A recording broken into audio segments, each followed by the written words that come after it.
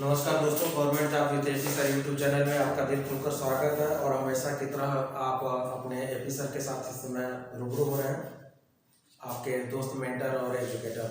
तो चलिए, हमेशा की तरह दोस्तों हम अपने क्लास की आज शुरुआत करते हैं। और जैसा कि आप जानते हैं कि हम हमेशा कुछ न कुछ धमाका लेके आते हैं, वो भी देखिए, और वो धमाका जो आपके एग्जाम में बहुत ही धमाका करता है। तो ये जो है आजकल जो है हम मानव में विभिन्न प्रकार की जो बीमारियां होती है उसके लिए जो उत्तरदायी फफूंद होते हैं, कवक होते हैं, बैक्टीरिया होते हैं, विषाणु होते हैं, प्रोटोजुआ होते हैं, उसी पर हम लोग चर्चा करते आ रहे हैं। तो इसी संदर्भ में आज का जो नंबर है वो प्रोटोजुआ द्वारा मानव में होने वाली जो बीमारियां हैं उसका हम लोग ट्रिकी मेथड से, एक सुपर मेथड से अध्ययन करेंगे। वो बीमारी का कारण क्या होता है, कौन सा प्रोटोजुआ उसके लिए उत्तरदायी होता है, उससे प्रभावित अंग कौन कौन सा होता है, और उस बीमारी में मानव में कौन कौन सी समस्याएं उत्पन्न होती हैं, उसका हम लोग अध्ययन करेंगे। तो दोस्तों, आज जो हम लोग का विषय है वो प्रोटोजुआ द्वारा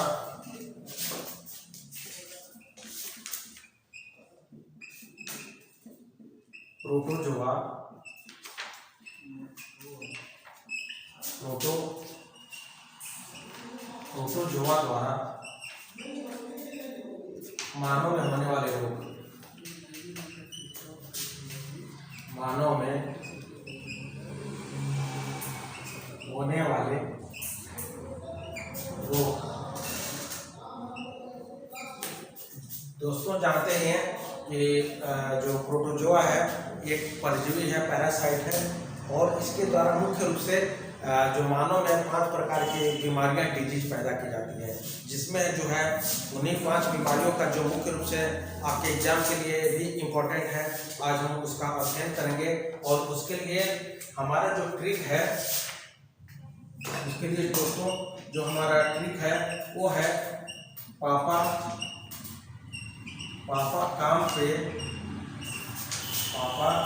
काम पे सोते हैं।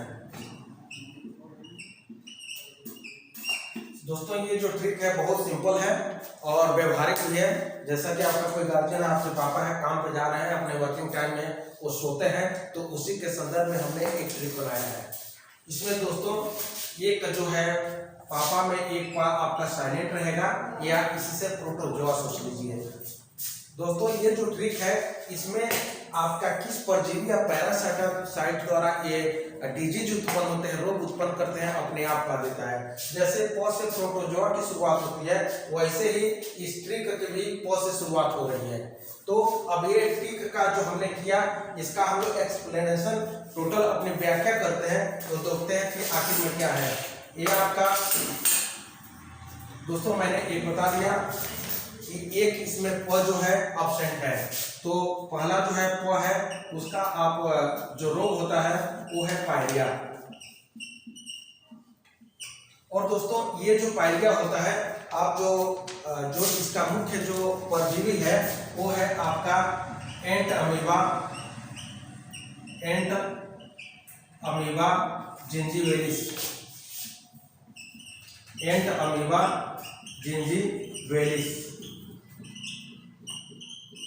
और इससे जो प्रभावित जो मानव शरीर का अंग है वो आपका है मसूड़ा। बहुत सिंपल दोस्तों ट्रिक है और आपके एग्जाम के लिए इम्पोर्टेंट भी है। पायरिया में जानते ही होते हैं कि मानव का जो दांत होता है वो बहुत ज़्यादा पीला पड़ जाता है और उससे पस और ब्लीडिंग होती है। तो ये आपका वही मसूड़े का ये रोग है, और ये एंट अमीबा जिंजीवेलिस नामक परजीवी के कारण होता है। दोस्तों, कहने के लिए तो इसमें बहुत कुछ फैक्ट होते हैं, लेकिन मैं फैक्ट आपको वही उल्लेख कर रहा हूँ जो आपके एग्जाम के दृष्टि से इम्पोर्टेंट हो सकते हैं, जो अभी तक पूछे गए हैं या जिनके पूछने की संभावना बनी हुई है। अब दूसरा जो दोस्तों है, एक पा को मैंने साइलेंट कर दिया है, मैंने आपको पहले बता दिया है। और दूसरा है वो है कालाजार, का से कालाजार।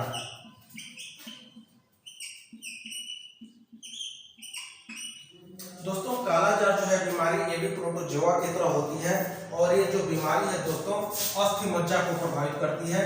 और ये जो कालाजार है, इसका जो परजीवी होता है लीशमैनिया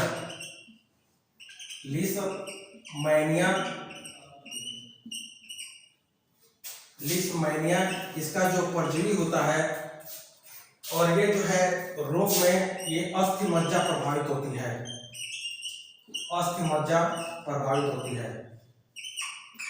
दोस्तों इस बीमारी में होता क्या है, जब भी कालाजार होता है, इस बीमारी में आदमी को, ये बहुत ही खतरनाक बीमारी है, शरीर में फफोले पड़ जाते हैं, चकत्ते पड़ जाते हैं, और ये पूरे शरीर को प्रभावित करता है, खासकर अस्थि मज्जा को प्रभावित करता है। और इसका जो वाहक जो जीव है वो आपका सैंड फ्लाई या बालू मक्खी कहता है,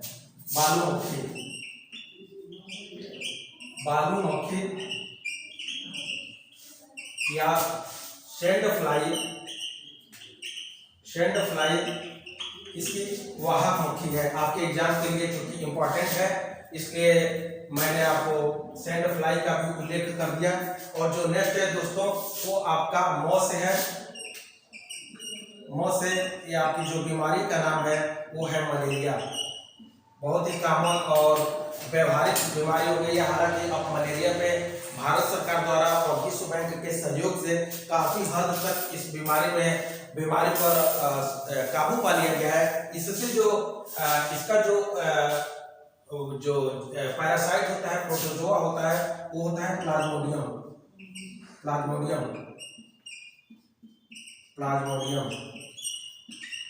और दोस्तों ये मुख्य रूप से आपके शरीर को तिल्ली या स्प्लीन को प्रभावित करता है। तिल्ली, स्प्लीन और आरबीसी को प्रभावित करता है। तिल्ली और इस आरबीसी को, तिल्ली को इंग्लिश में स्प्लीन भी कहते हैं, और आरबीसी को प्रभावित करता है। इसमें आप लोग दोस्तों जानते हैं कि मलेरिया की बीमारी में रोगी को जो है रुक करके या ठंडक के साथ बुखार आता है। कभी बुखार कम हो जाता है, कभी बुखार ज्यादा हो जाता है। और जब ये बुखार होता है रोगी को तो उसके शरीर में रेड ब्लड कॉर्पस्कल्स की संख्या कम हो जाती है, उसके शरीर में खून की संख्या कम हो जाती है। तो दोस्तों आज क्लोरोक्विन और बहुत सी दवाएं हैं जो आज मलेरिया के लिए उपलब्ध हो गई हैं, बट पुराने जमाने में और काफी हद तक लगभग 20-25 साल पहले तक और आज भी जो है कुनैन नामक दवा प्रयोग किया जाता है, जो कि सिंकोना नामक वृक्ष की छाल से प्राप्त होता है। कुनैन मलेरिया की दवा में उपयोगी होता है, और कुनैन जो है सिंकोना का एक पेड़ होता है, उसके छाल से ये दवा बनाई जाती है। और जो है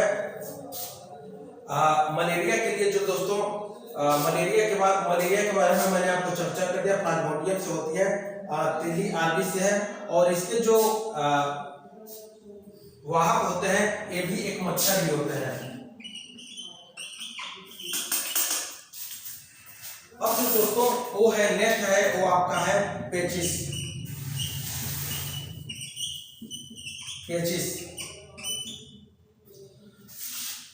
दोस्तों पेचिस जो बीमारी है ये जानते हैं आंत को प्रभावित करती है, और ये जो है गलत जगह पे लिख दिया गया है।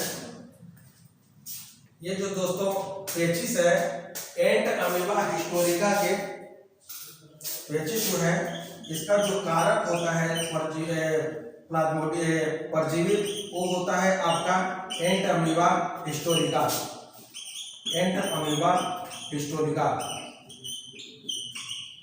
और ये दोस्तों ये जो है पेचिस की बीमारी जो है जब होती है तो उससे ये जो परजीवी होता है प्रोटोजोआ मानव के आंत को प्रभावित करता है। और इसमें होता क्या है, श्लेष्मा और मरोड़ के साथ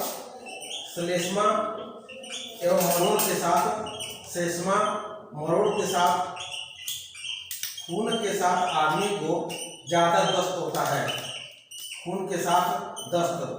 आदमी को दस्त होता है इसमें पेचिस में। अब जो दोस्तों आपका जो नेक्स्ट है वो है सोते हैं, जिसमें है हमने साइलेंट कर दिया है, और सोते से हमें मतलब है, सोते मतलब यहाँ सोने से है, सोते मतलब सोने की बीमारी।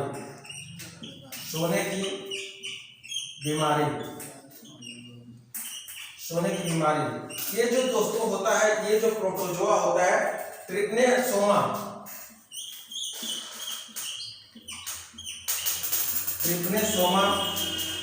नामक प्रोटोजोआ या परजीवी के कारण होता है। और ये जो परजीवी होता है दोस्तों, ये जो प्रोटोजोआ होता है मानव के मस्तिष्क को प्रभावित करता है। वैसे ये प्रभावित तो पूरे शरीर को करता है, लेकिन मस्तिष्क को मुख्य रूप से ये आपको प्रभावित करता है। और इसमें क्या होता है, मानव को बुखार के साथ अत्यधिक नींद आती है, अत्यधिक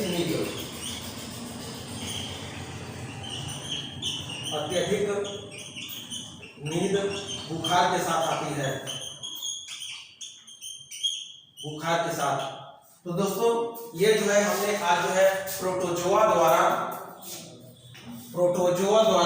मानव में कौन कौन से रोग होते हैं आज का हमने अध्ययन किया। और मैंने आपको बताया कि प्रोटोजोआ से मानव में मुख्य रूप से आपके 5 बीमारियां होती है। और जो ये 5 बीमारियां हैं आपके एग्जाम की दृष्टि से इंपॉर्टेंट है, खासकर समूह के लिए वनडे के जितने भी एग्जाम होते हैं। हालांकि कुछ हद तक ये पीसीएस वगैरह, स्टेट पीसीएस वगैरह के लिए, यूपी ट्रिपल एससी के लिए काफी इंपॉर्टेंट है। और मैंने दोस्तों इसमें आपको जो पढ़ाया वो यही पढ़ाया, जिसको हम एक समरी में रिकॉल कर लेते हैं कि पायरिया जो होता है एंट अमीबा जिंजीवेलिस नामक प्रोटोजोआ के कारण होता है। और इसमें मानव का जो है मसूड़ा इसमें मुख्य रूप से प्रभावित होता है। और इसमें होता क्या है कि मसूड़े में खून के साथ, पस के साथ खून आता है और उसमें मानव का जो है दांत अत्यधिक पीला पड़ जाता है। दोस्तों जो है सेकंड है कालाजार, ये लिस्मैनिया डोनामीना नामक प्रोटोजोआ के कारण होता है। और मैंने बताया कि इसमें मानव का जो अस्थि मज्जा या बोन मैरो है वो मुख्य रूप से प्रभावित होता है। और इसका जो है कालाजार, मैंने इसके बारे में भी चर्चा किया। इसमें भी जो है रोगी को जिसको कालाजार हो जाता है उसको अत्यधिक बुखार आता है। और ये कालाजार की बीमारी है जो दोस्तों ये बहुत ही शरीर के लिए भयानक बीमारी है। पूरे शरीर पे चकत्ते पड़ जाते हैं, फफोले पड़ जाते हैं। और इसका जो वाहक जो मक्खी होता है वो है आपका सैंड फ्लाई, या इसको हम लोग बालू मक्खी भी कहते हैं। अब जो दोस्तों एक है नेक्स्ट जो है आपका वो है मत्स्य मलेरिया प्लाज्मोडियम नामक प्रोटोजोआ के कारण होता है, पैरासाइट के कारण होता है।